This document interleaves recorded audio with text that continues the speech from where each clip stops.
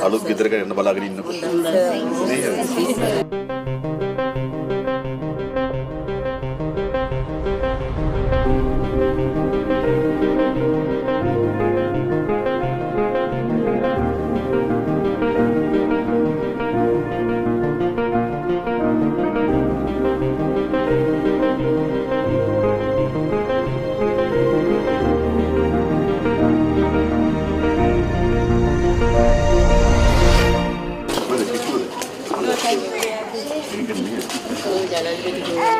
අපි අවුරුදු 30ක කාලයක් මේ යුනික් ගම්මානයේ පදිංචි අය දෙතුන් වතාවක් අපි මේ කඳවුරු ගත කළා කියනවා.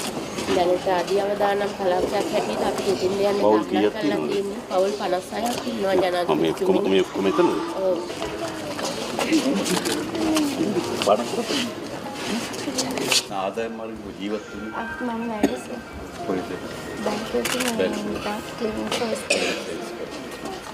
අනිත් අය මොනවද කරන්නේ? කුලී වැඩ කරනවා. එදාට වැඩ කරන එක තමයි. අපේ තියෙන එකම සැලසුම ඉඩමක් ලබා ගැනීම තමයි. ඒතර ආපෝ පදිංචි වෙලා යන්න බෑ එතන. යන්න බෑ. ඔව්. ස්ථීර විසඳුමක් හොයාගන්න ඕනේ නේද? ආයෙත් එන්ට යනවා. ආයෙ වැස්සක් ආපුවාම එනවා. ඒක තේරුමක් නෑ නේද? දැන් අපි දිසාපොත්තුම කියන ඉඩමක් හොයාගන්න පුළුවන් නේද?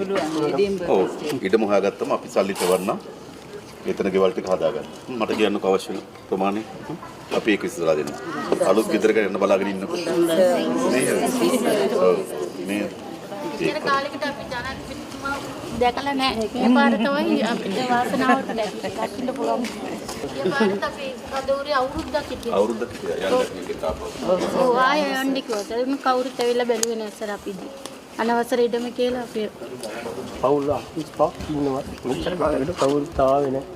මාසෙකට සැරයක් වැස්සක් යට වෙනවා. මේ සැරේ සම්පූර්ණ යට වෙනවා. කරුණාකර ඔබට බුදු බලවත් ඒ ඉක්මනට පුළුවන් තරම් කොයි හරි දෙයක් හදලා දෙන්න. ගෙවල් ටික හදලා දෙන්න දෙකේ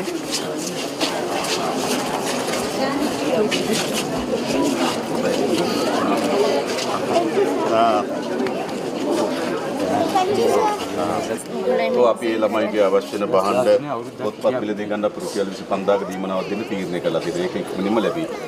හරි ඊට පස්සේ අපි ඕගොල්ලන්ට ඒ ඉන්න තැනට යන්න බැරි නම් අපි මාසයකට ගෙවල් කුලියක් ගෙවන්නම්.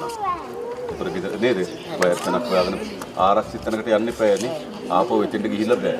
ඒතර අපි తాවකාලික දීමනාවක් දෙන්නම්. ඊට පස්සේ ප්‍රශ්නේ සම්පූර්ණ විසඳන්න. හරි එහෙනම්. රටේම කරන්න එපා. ඒක